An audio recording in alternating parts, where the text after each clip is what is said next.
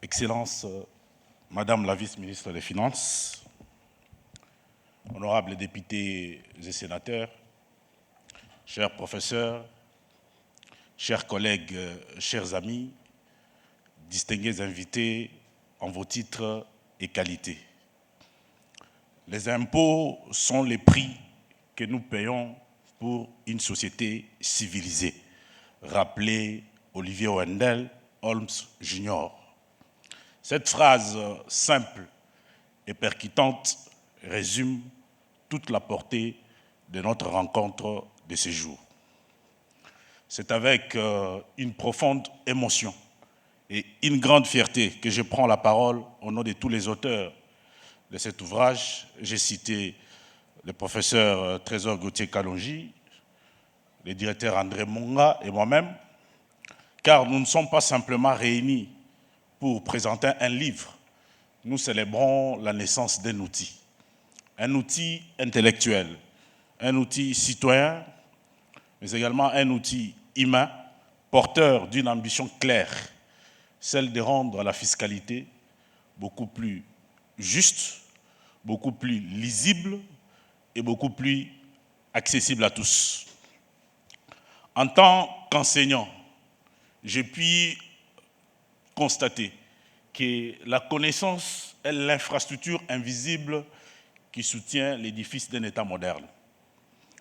En tant qu'inspecteur des finances, je puis noter sur le terrain combien l'opacité des concepts fiscaux peut nourrir des pratiques approximatives, générer des erreurs coûteuses et fragiliser même la confiance entre l'État et les contribuables.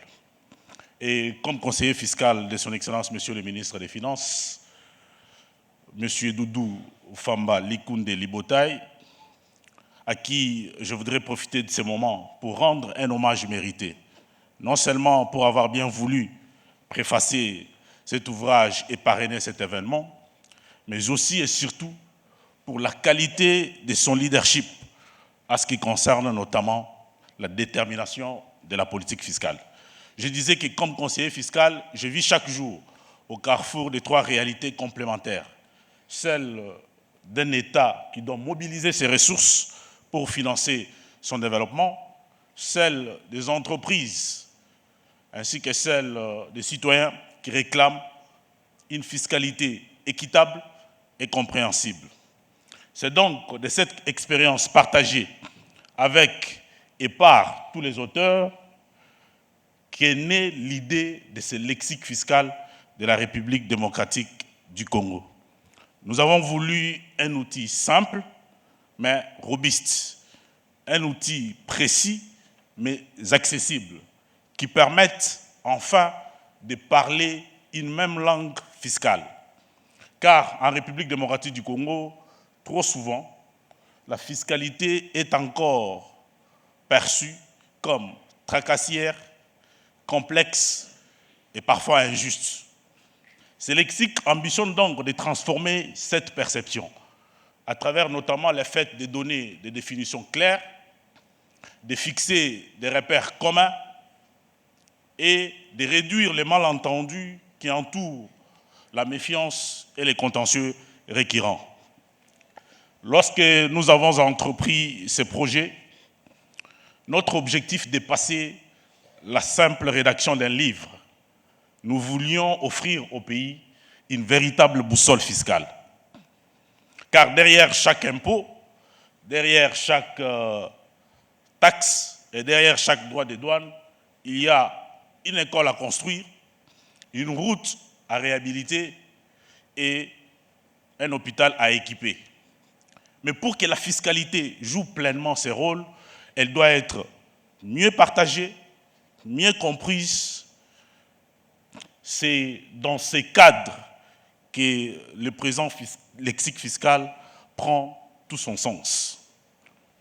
Excellence, Madame la vice-ministre des Finances, honorables députés et sénateurs, distingués invités, Mesdames et Messieurs, le présent lexique fiscal apporte quelques avantages notables. Primo, cet ouvrage est un outil de clarté et de rigueur. Nous avons, tous les auteurs, mesuré combien la fiscalité demeure un terrain fertile au malentendu entre les contribuables et les administrations financières. Un concept mal compris peut décourager un investissement. Une notion mal interprétée peut ouvrir la voie à un contentieux inutile. C'est précisément pour lever ces zones d'ombre que ce lexique a été conçu. Mais pour s'en convaincre, prenons un exemple concret. La notion d'abattement fiscal, trop souvent confondue avec l'exonération, la déduction ou même les crédits d'impôt, elle se définit pourtant de façon très singulière. Il s'agit en effet d'une partie des revenus soustraites de la base imposable avant calcul de l'impôt. En rappelant avec rigueur cette distinction, le lexique prévient les erreurs d'interprétation qui, au-delà d'un simple débat technique, peuvent se traduire par des coûts financiers lourds et même par une perte de confiance entre l'État et les contribuables. De même, certains concepts administratifs tels que l'avis de confirmation des éléments déclarés ou l'avis rectificatif sont encore parfois mal compris, non seulement par les contribuables eux-mêmes, mais aussi par certains agents de l'administration fiscale. En les définissant clairement et en les replaçant dans leur contexte légal, le lexique apporte une réponse aux difficultés du quotidien. Enfin, l'organisation par ordre alphabétique n'est pas un détail. Elle vise à rendre la lecture intuitive et la consultation immédiate. Chaque utilisateur, qu'il soit étudiant, agent public, cadre scientifique, cadre académique ou encore opérateur économique, peut facilement accéder à la définition recherchée sans barrière technique. En deuxième lieu, comme avantage que cet ouvrage apporte, je dirais que cet ouvrage est un instrument de sécurité juridique. Nous savons tous qu'en économie, la confiance est le premier moteur de l'investissement. Les contribuables n'attendent pas de privilèges. Ils attendent de savoir exactement ce que signifie un terme comme absence de déclaration ou encore acte anormal de gestion. Ce lexique ne se contente pas de définir ces notions. Il en décrit les conséquences pratiques. Ainsi, une absence de déclaration entraîne une taxation d'office et par voie de conséquences avec des pénalités qui vont avec, alors que l'acte anormal de gestion fonde un redressement fiscal. Cette transparence permet en effet de réduire l'arbitraire et de renforcer la prévisibilité. Un troisième avantage qu'offre cet ouvrage, c'est que c'est un levier pédagogique. Tous les auteurs, nous avons pu mesurer combien les étudiants et les praticiens ont besoin d'outils adaptés à la réalité fiscale congolaise.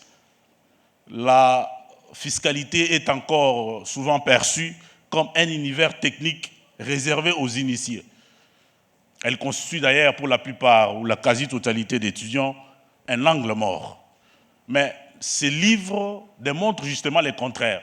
Il traduit les concepts dans un langage clair, rigoureux, mais accessible, lequel langage peut devenir un manuel de référence à ce qui concerne notamment la formation pour les générations futures. Quatrièmement, je dirais que cet ouvrage est un projet collectif et citoyen. Ce livre n'est pas une œuvre solitaire. Il est le fruit d'un travail collectif. Il est le fruit d'un travail collectif nourri par des débats, des lectures et des relectures sans fin, avec une conviction partagée, à savoir la fiscalité n'appartient pas à l'administration seule, elle est l'affaire de toute la nation. Je voudrais d'ailleurs, à cet effet, rendre un hommage mérité aux collègues co-auteurs de cet ouvrage, Trésor Gauthier Kalonji et M. André Monga, ainsi que tous les collaborateurs qui ont permis la réalisation de cette œuvre.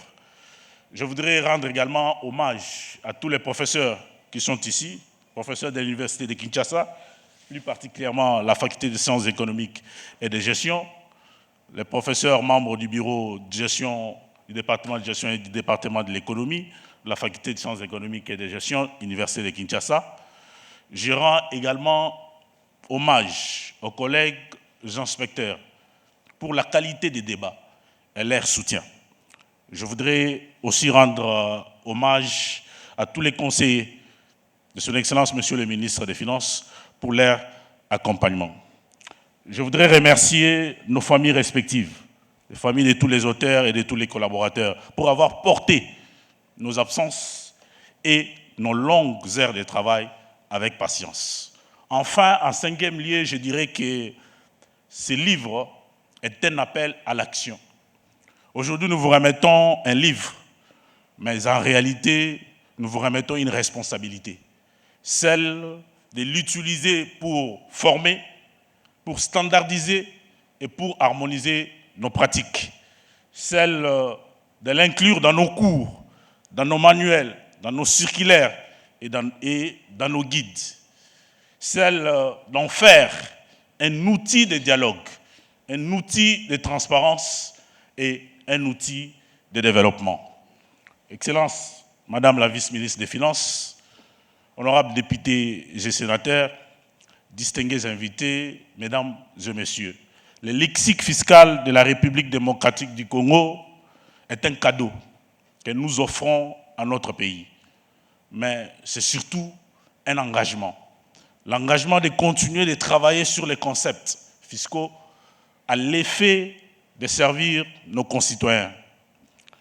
Je formule d'ailleurs un vœu, c'est de ne pas voir ces livres rester sur les étagères, mais que ces livres vivent dans les bureaux, qu'ils vivent dans les salles de classe, qu'ils vivent dans les conseils d'administration, qu'ils vivent dans les tribunaux et surtout qu'ils vivent dans les mains des contribuables eux-mêmes.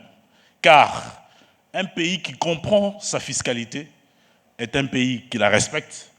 Et un pays qui respecte sa fiscalité est un pays qui finance son avenir. Que Dieu bénisse la République démocratique du Congo. Je vous remercie pour votre attention.